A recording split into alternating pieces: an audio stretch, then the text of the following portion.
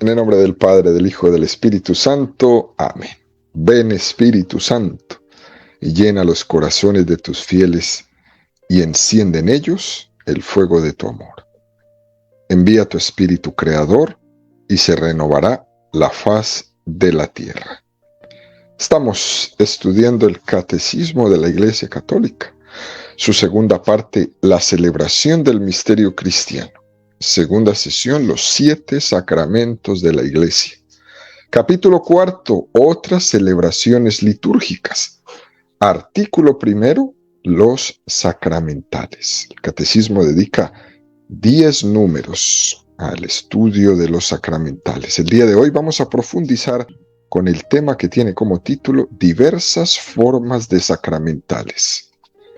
Estamos, queridos amigos, en este apartado comentando estas distintas formas de los sacramentales, y en concreto hemos estado hablando en estos días de las bendiciones, ¿no? Ahora damos un paso más y vamos a hablar en esta mañana, en esta catequesis, de los exorcismos. Número 1672 del Catecismo de la Iglesia Católica dice: ciertas bendiciones tienen un alcance permanente. Su efecto es consagrar personas a Dios y reservar para el uso litúrgico objetos y lugares.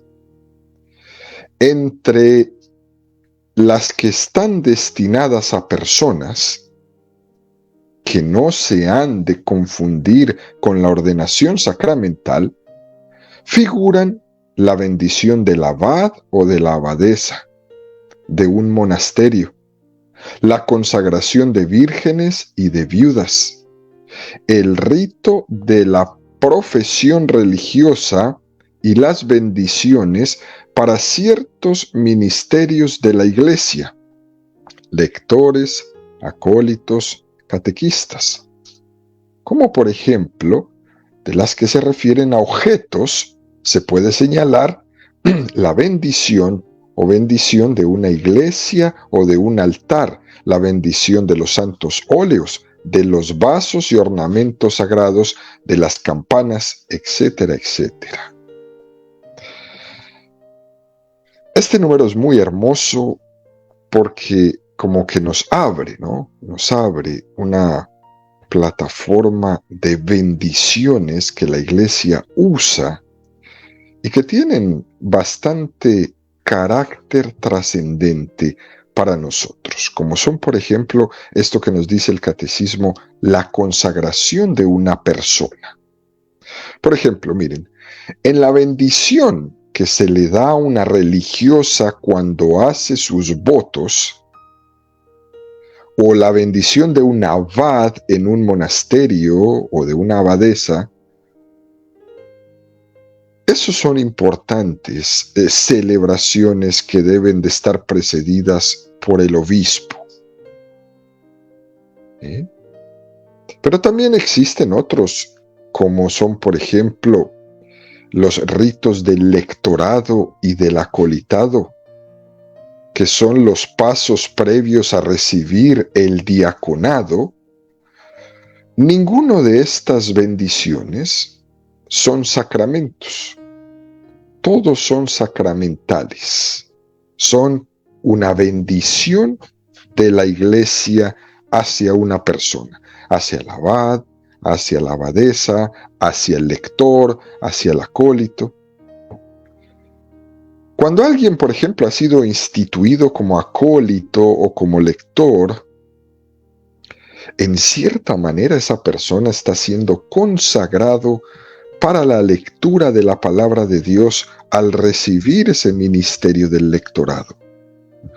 O esa otra persona que ha sido instituida para el acolitado está siendo consagrada de alguna manera para el servicio del altar.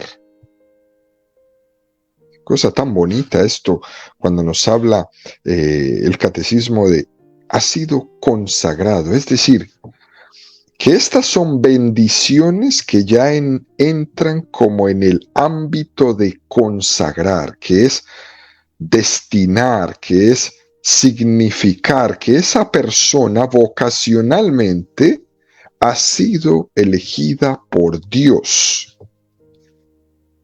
Es decir, que un proclamador de la palabra ha sido elegido por Dios para proclamar la palabra de Dios. Es una vocación eso. Por eso es un acto terrible de irresponsabilidad cuando una persona que ha sido consagrada para ser un ministro, para ser un lector, un proclamador de la palabra de Dios, no cumpla con su compromiso. Es terrible. Porque usted, esa persona que ha recibido esta vocación, ha sido apartada por Dios, ha sido elegida dentro de muchos. Porque toda elección exige un te aparto del grupo para que me sirvas a mí de esta manera. Te aparto del mundo para mi servicio. Es lo que Dios le está diciendo. Y de hecho, existen distintos grados de ser apartados. No es lo mismo el grado que tiene de ser apartado un alma, por ejemplo, contemplativa, una mujer o un hombre que entran en un monasterio a dedicarse a la vida contemplativa en un monasterio de clausura, que alguien que vive en el medio del mundo. Pero de todas las formas, siempre cuando alguien es consagrado, es apartado por Dios para ser servidor suyo.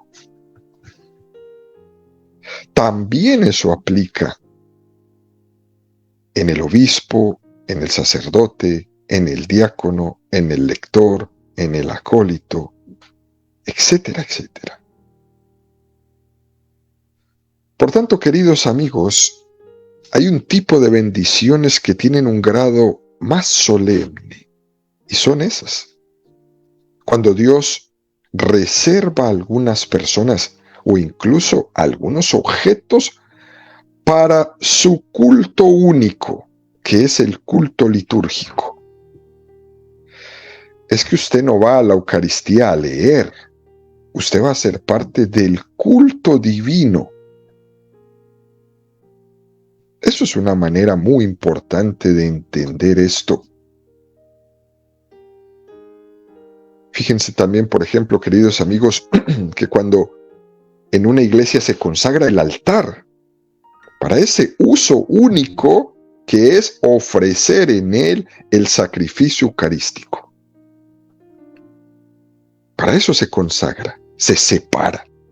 Si es de madera, podemos decir, se separan esas maderas de todas las demás maderas para ser únicamente al servicio del culto divino. Por eso el sacerdote se separa de todos los demás bautizados para dedicarse únicamente al servicio de lo divino.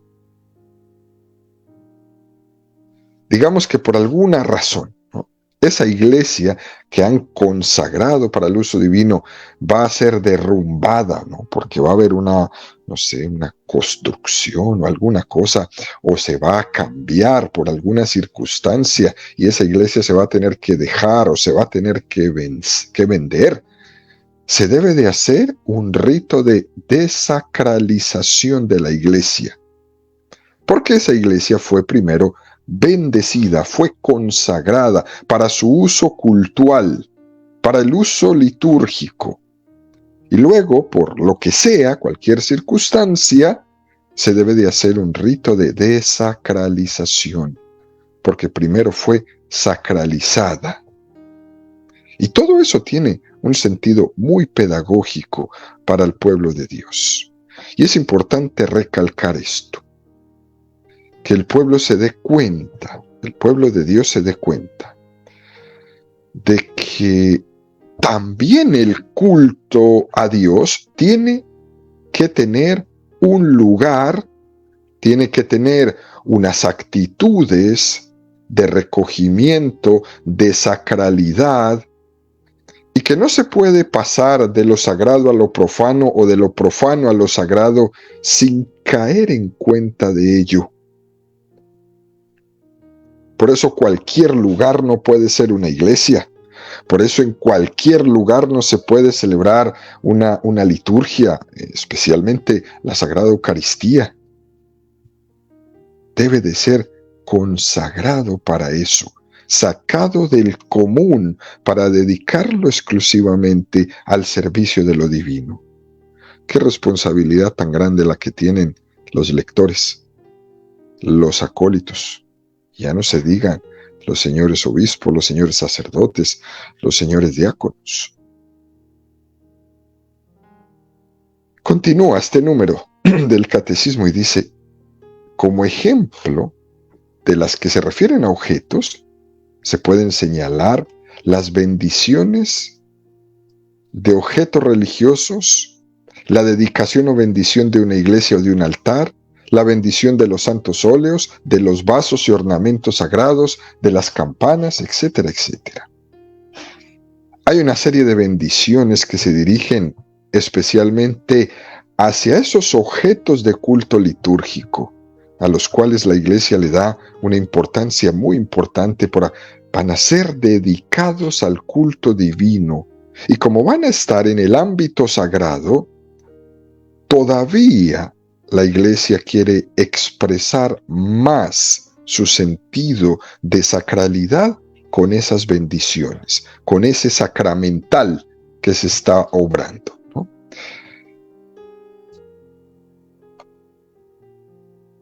Ahora, el catecismo da un paso más y nos abre en este tema de las bendiciones, hace una referencia a los exorcismos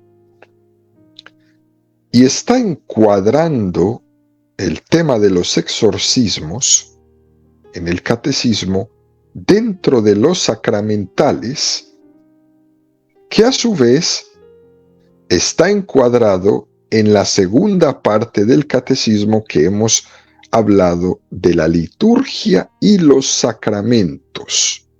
Y está este pequeño apéndice al final de los sacramentales que se reserva para los exorcismos. Y es un tema que tenemos que reconocer porque sabemos muy poco de ellos.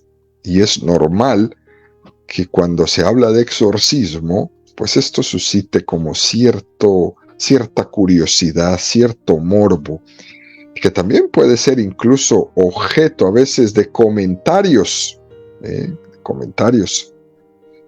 más desde el punto de vista novelesco o cinematográfico, que es lo que nos han vendido, ¿no?, sobre el tema de los exorcismos con todas las películas y los documentales, más que desde un punto de vista teológico. Y por eso es muy bueno que nos dejemos enseñar del catecismo sobre este tema para entenderlo desde una manera litúrgica, pero también desde una manera práctica. Y para esto el catecismo nos va a regalar el numeral 1673 que dice: cuando la Iglesia pide públicamente y con autoridad en nombre de Jesucristo que una persona o un objeto sea protegido contra las acechanzas del enemigo y sustraída a su dominio, se habla de exorcismo. Jesús lo practicó. De él tiene la Iglesia el poder y el oficio de exorcizar. En forma simple, el exorcismo tiene lugar en la celebración del bautismo. Es un texto muy, muy hermoso este que nos presenta. Vamos a desglosar este número en diferentes programas porque es un número bastante largo. La primera afirmación es que Jesucristo practicó el exorcismo. Y el catecismo nos remite a Marcos 1:25. Jesús entonces le conminó diciendo: cállate y sal de él. Y agitándole violentamente el espíritu inmundo, dio un fuerte grito y salió de él. Todos quedaron pasmados, de tal manera que se preguntaban unos a otros: ¿qué es esto? ¿Una doctrina nueva expuesta con autoridad? Manda a los espíritus inmundos y le obedecen. Texto maravilloso este que nos presenta el evangelista San Marcos. Jesús realizó exorcismos y dice que dio también a la iglesia el poder, el oficio y el mandato. Tres cosas importantísimas que tiene la iglesia: el poder, el oficio y el mandato de exorcizar.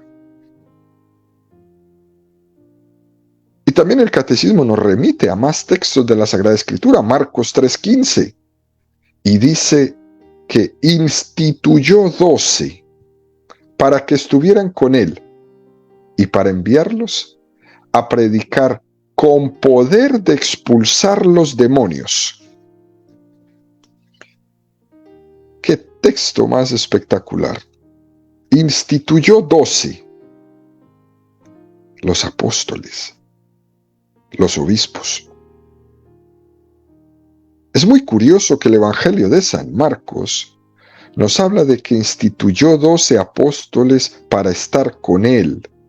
Fíjense, primera parte, 12 para estar con él, y estando con él, enviarlos a predicar, pero su predicación era muy concreta, con poder de expulsar los demonios. Es importantísimo esto que San Marcos recalca. Los apóstoles tenían el poder de expulsar a Satanás. Expulsar a Satanás es una de las tres características fundamentales de este texto: de estar al lado de Cristo, de ser enviado por Cristo y de expulsar demonios. Es una de las tres características que nace del estar con Jesucristo y de ser enviados por Él. Por lo tanto, queridos amigos, está el catecismo exponiendo una doctrina que es puramente evangélica. Y por eso dice después Marcos 6:7, llama a los 12 y comenzó a enviarlos de dos en dos, dándoles poder sobre los espíritus inmundos. No los mandó a dar comida a los pobres, ni tampoco los mandó a hacer política. Los mandó a tener poder sobre los espíritus inmundos para expulsarlos. Parece que algunas veces se les ha olvidado a muchos a qué es lo que el Señor les envía. Parece que a muchas personas han convertido la evangelización en una especie de ONG de ayuda caritativa, que es importante, claro está, pero que muchas veces se queda todo fraguado en eso y se deja de un lado la parte que es clave en el envío de Jesús. Jesús les envía de dos en dos a expulsar los demonios, a expulsar de las personas los espíritus inmundos. Es una doctrina puramente evangélica. Es una doctrina que tiene su origen claramente en Jesucristo. Y no cabe decir Como por desgracia, a veces uno tiene que escuchar cosas como que esto es un cuento que se inventaron en la Edad Media o que son cuentos de los curas para asustar al pueblo de Dios y poderlos dominar, etcétera, etcétera. No es así. Es algo estrictamente evangélico. El Evangelio da como uno de los signos de que el reino de Dios ha llegado con Jesucristo, que la plenitud del reino de Dios se ha manifestado en Jesucristo, y uno de los signos es que Satanás es vencido. Por tanto, el reino de Satanás está vencido, y si es vencido, es que el reino de Dios ha llegado. Cuando Satanás pierda terreno definitivamente, es que el reino de Dios ha llegado. Eso es una doctrina de la Iglesia Católica. Y esto no se puede obviar.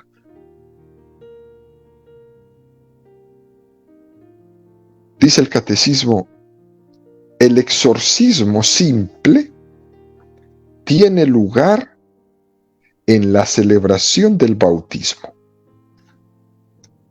Fíjense, queridos amigos, existe un ritual del bautismo, así como está el ritual del matrimonio, está el ritual de la confirmación, también existe un ritual del bautismo. Y en ese ritual del bautismo hay una oración de exorcismo y hay una unción prebautismal. En el ritual de la celebración del bautismo con los niños existe una partecita de la que con el óleo de los catecúmenos se unge el pecho del niño y se pronuncia una oración de exorcismo. Dios Todopoderoso y Eterno, que has enviado a tu Hijo al mundo para librarnos del dominio de Satanás, espíritu del mal. Fijémonos cómo dice esta oración de exorcismo que Cristo ha sido enviado al mundo para librarnos del dominio de Satanás. Cristo es el nuevo Moisés. Porque si Moisés, por la misericordia de Yahvé, había sido enviado para liberar a Israel de la esclavitud de Egipto, el llanto, la súplica del pueblo de Israel llegó a oídos de Yahvé. Yahvé fue acogedor a esa súplica y entonces vino un liberador que fue Moisés para librar a Israel de la esclavitud. Y por eso es que decimos que Jesucristo es el verdadero Moisés, el que nos viene a libertar de la esclavitud de Satanás. Y eso es lo que la Iglesia pronuncia en la oración de exorcismo y en la unción prebautismal que está ahí incluida en el rito del bautismo. Por eso dice, para librarnos de Satanás, te pedimos que este niño, lavado del pecado original, sea templo tuyo y que el Espíritu Santo habite en él. ¿Se dan cuenta solo con esta oración de exorcismo la importancia que tiene de bautizar a nuestros niños? De que no haya ni un solo niño sin bautizar en las manos de Satanás. ¿Se dan cuenta el peligro espiritual y material que tienen los niños no bautizados, los adolescentes no bautizados, los adultos no bautizados? Por eso, queridos amigos, es importante tener presente que el exorcismo es algo sustancial en el bautismo. Y por eso es que se ha consagrado un exorcismo.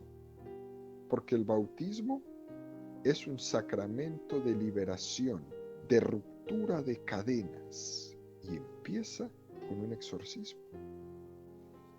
El bautismo nos está rescatando del influjo de Satanás. El bautismo nos está diciendo, eres de Cristo, estás bajo su influjo, tienes su sello, tú eres del príncipe, no, tú eres del rey. Porque Satanás es el príncipe del mundo, pero Jesús es el rey. Tú no le perteneces a Satanás, tú le perteneces a Jesucristo. Él te ha marcado con su sangre. Y por eso, queridos amigos, el exorcismo es esencial en el sacramento del bautismo. De hecho, también existe un ritual con los adultos. El ritual de la iniciación cristiana de adultos, que nosotros le llamamos rica, es un ritual en el que no únicamente se habla de cómo el momento en el que se administra el sacramento del bautismo a los adultos, sino de cómo se hace todo el proceso de la iniciación cristiana de esos alumnos, cómo se admite al catecumenado, cómo se preparan para ese bautismo, cómo comienza a caminar dentro de él, cómo va poco a poco pasando los distintos pasos de los escrutinios, etcétera, etcétera, hasta que finalmente llega al bautismo.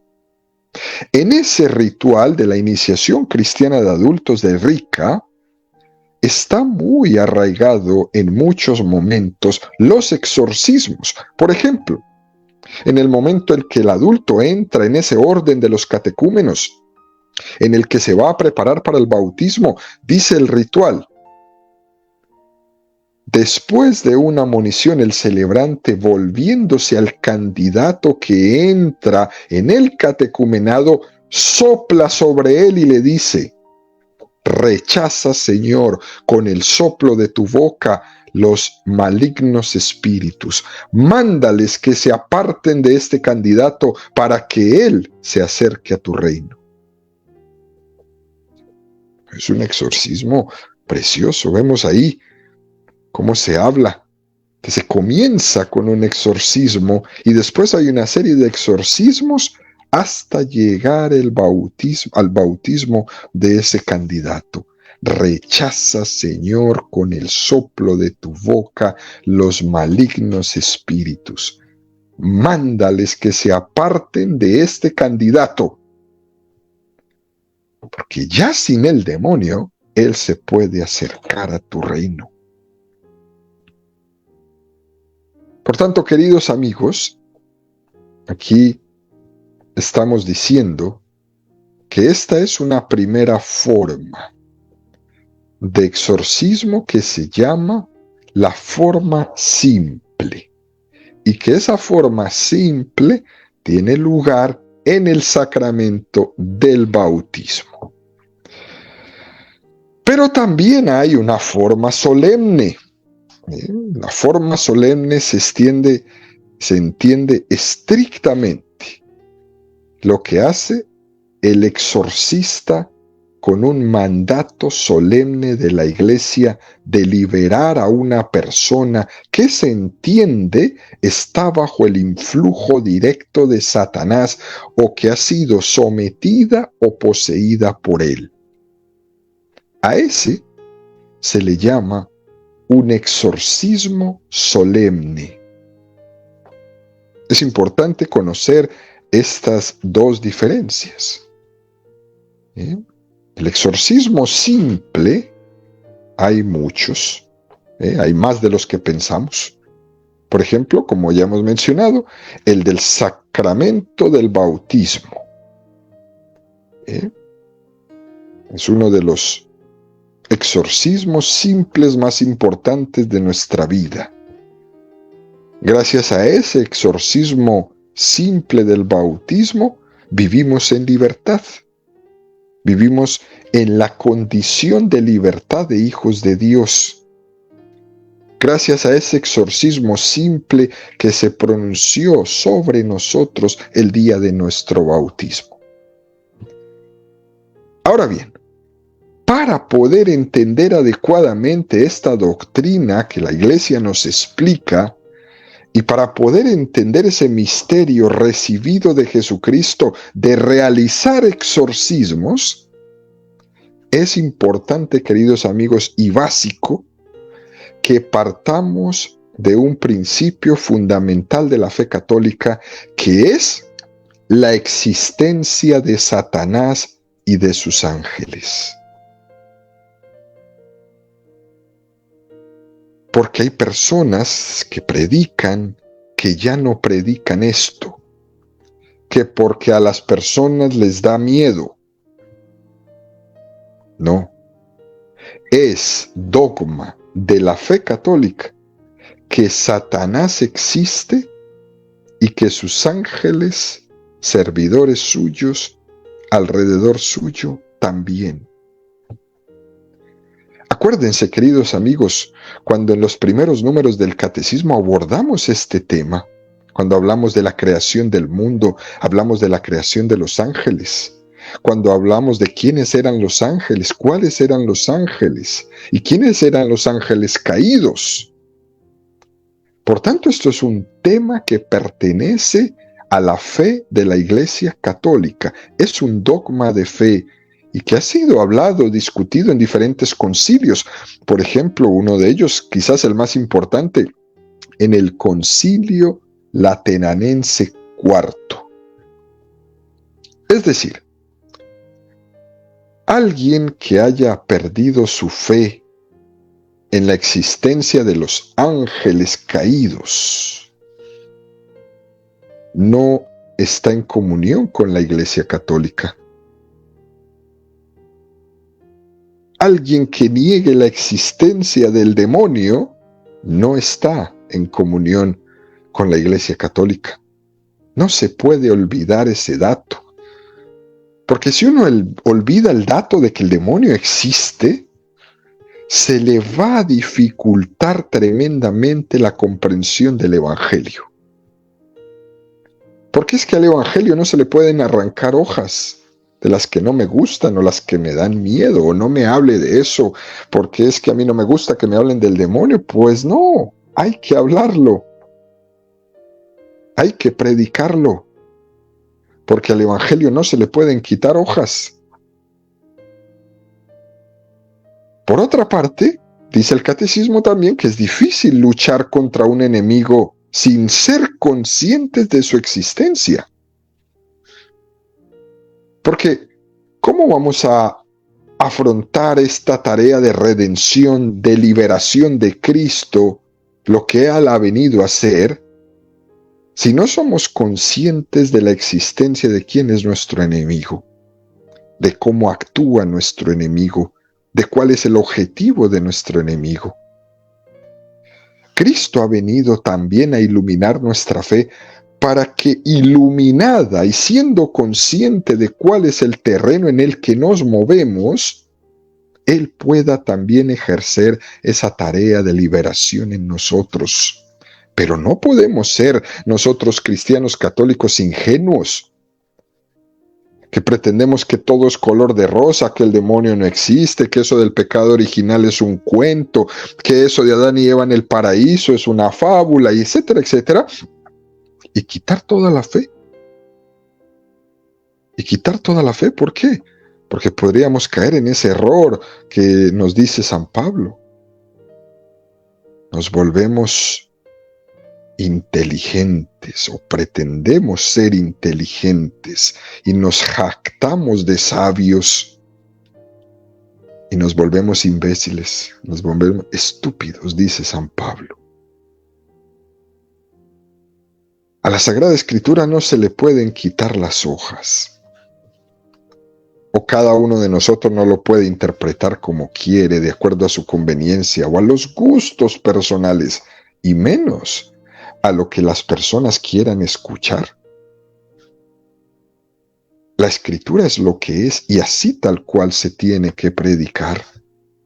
Y uno de los temas grandes es que el demonio existe y que trabaja y que no se cansa, porque el mal no deja de trabajar nunca, y mientras los que hacemos el bien dormimos, el mal trabaja. Y eso es importante saberlo para que lo podamos desenmascarar en nuestra vida. Por lo tanto, queridos amigos, una vez más tenemos que subrayar: la palabra de Cristo, la Sagrada Escritura, es lámpara para nuestro camino, para que por la bondad y misericordia del Señor no confundamos bien con mal, no confundamos verdad con mentira, porque precisamente Satanás tiene esa tendencia de disfrazarse siempre. Por eso él es el príncipe de la mentira, que está siempre disfrazando la verdad. Y ahí nos tiene enredados.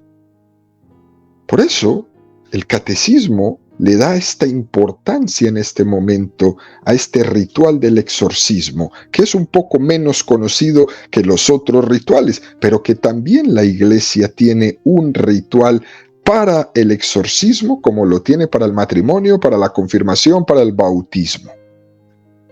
La Iglesia Católica tiene este ritual de exorcismo en el que también nos explica cómo se tienen que realizar, qué fórmulas concretas se deben utilizar, cómo es que actúan, quién es el ministro de esos para poder hacer esos exorcismos.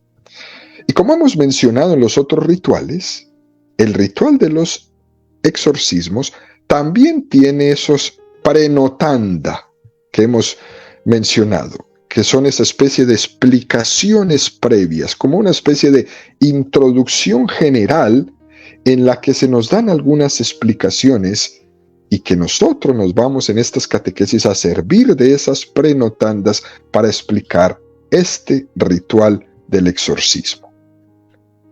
Por tanto, queridos amigos, después de haber hablado de los exorcismos simples, de la gran ayuda que tiene para nosotros esos exorcismos, vamos a entrar a hablar del exorcismo solemne, que también se le dice exorcismo mayor solemne o gran exorcismo, ¿no? Que es una acción litúrgica que intenta expulsar los demonios o liberar del dominio del demonio gracias a la autoridad espiritual que Jesús ha confiado a su iglesia. Por eso mañana, en la siguiente catequesis, vamos a entrar de lleno a explicar este exorcismo mayor, este exorcismo solemne.